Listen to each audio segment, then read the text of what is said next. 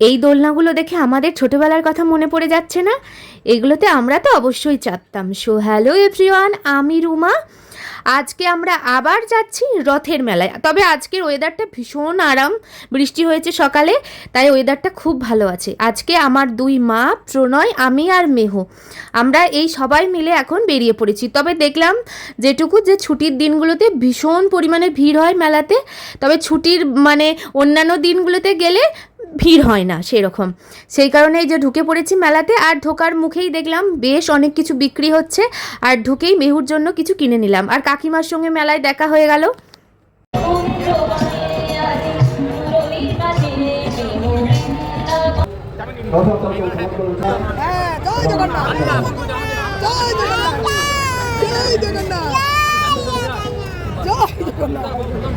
বুকে রাখা হয়েছে, তার পাশেই কুপন কেটে ভোগ দিচ্ছে আর কি। ওখান থেকে প্রণয় একটু ভোগ নিয়ে নিল, আর যেহেতু সবাই মিলে এসেছি তাই একটু সবাই মিলে একটু দড়িতে হাত দিয়ে দিলাম।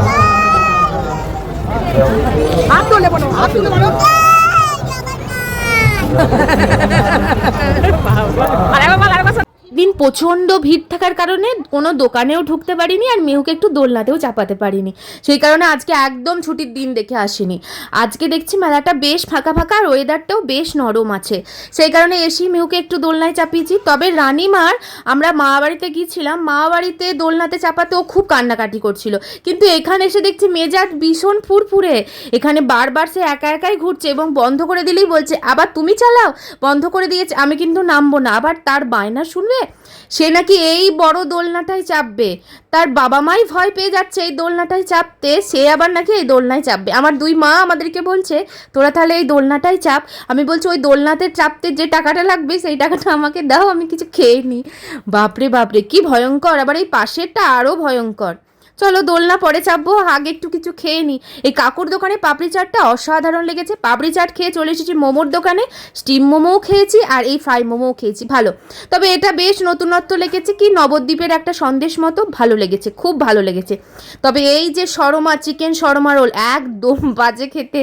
প্রথমে ভাবলাম ভালো খেতে, দুজন মিলে নিলাম, একদম যাচ্ছে তাই খেতে। তারপর মেহুর জন্য এবার কেনাকাটা, খাওয়া দাওয়া তো অনেক কিছু হলো, এবার কিছু কেনাকাটা করি ওর জন্য। তার দিদুন গেছে, ঠাম্মি গেছে, দুজন মিলে ওকে গাদা গাদা জিনিস কিনে দিচ্ছে।